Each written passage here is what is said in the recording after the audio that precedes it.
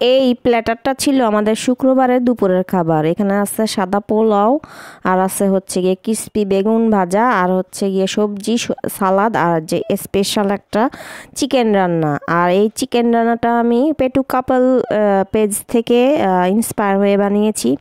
তো hello everyone, আসসালামু আলাইকুম। কড়াইয়ে প্রথমে বেশ খানিকটা তেল দিয়ে দিব। তেল দিয়ে কেটে রাখা চিকেন, ধুয়ে রাখা চিকেন দিয়ে দিব ভাজা ভাজা করার জন্য। এখানে চিকেন দিব, কোনো কিচ্ছু এটার সাথে দিব না। এই যে দেখেন, শুধু চিকেনটাই আমি দিয়ে এটাকে ভাজবো। কতক্ষণ ভাজার পর দেখবেন এটা থেকে পানি বের হয়ে গেছে।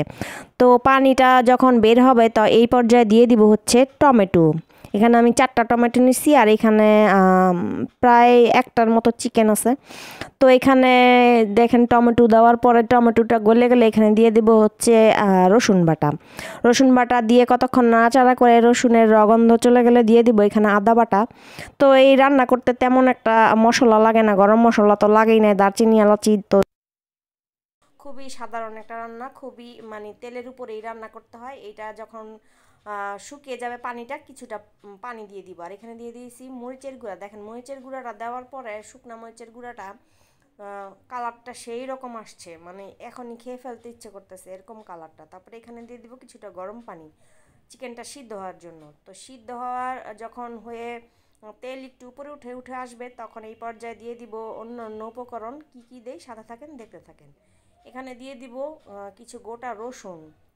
রসুনটা দেওয়ার পরে এটাকে অনবরত নাড়তে হবে, কোনো ঢাকাঢাকির দরকার নাই, যেহেতু ব্রয়লার চিকেন, চিকেনের মধ্যে একটা কিন্তু ব্রয়লার চিকেনের স্মেল আসে। এই স্মেলটা যাতে না আসে সেহেতু বেশি করে রসুন দিয়ে দিব।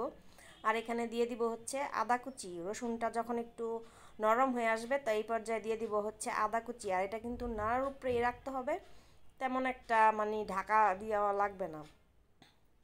আর এই রান্নাটা রেখে কোথাও যাওয়া যাবে না, সাথে সাথে এই রান্না করতে হবে। তো এখানে দাঁড়িয়ে থেকে রান্না করতে হবে, আর এটাই হচ্ছে এটার স্পেশাল রান্নাটা। তো এখানে দেখেন যখন পানিটা শুকিয়ে আসছে এই পর্যায়ে দিয়ে দিব বেশ খানিকটা পেঁয়াজ, 4 কোনা করে কাটা, মানে কিউব কিউব করে, আর সাথে দিয়ে দিব কাঁচামরিচ। তো এটা ভাজা ভাজা হয়ে যাবে, পেঁয়াজের কালারটা যখন চেঞ্জ হয়ে যাবে, নরম হয়ে যাবে, তখন এখানে দিয়ে দেব গোলমরিচের গুঁড়া। তো বা শেষ ইনগ্রিডিয়েন্টস দেওয়া এই পর্যায়ে কিন্তু আমি মাঝখানে লবণ দিয়ে দিছি, লবণটা ভিডিওতে স্কিপ হয়ে গেছে। তো আপনারা স্বাদ অনুযায়ী লবণ দিয়ে দিবেন। তারপরে পেঁয়াজটা যখন নরম হয়ে যাবে ভাজা ভাজা, তখন এইটা রান্নাটা কমপ্লিট। দেখেন কত সুন্দর একটা কালার আসছে, আর প্লেটিংয়ের পরে কালারটা তো আরও সুন্দর আসছে। তো আমার রিকোয়েস্ট, অবশ্যই একবার এভাবে আপনারা রান্না করে খেয়ে দেখবেন, আশা করি নিরাশ হবেন না। তো সবাইকে ধন্যবাদ ভিডিওটা দেখার জন্য।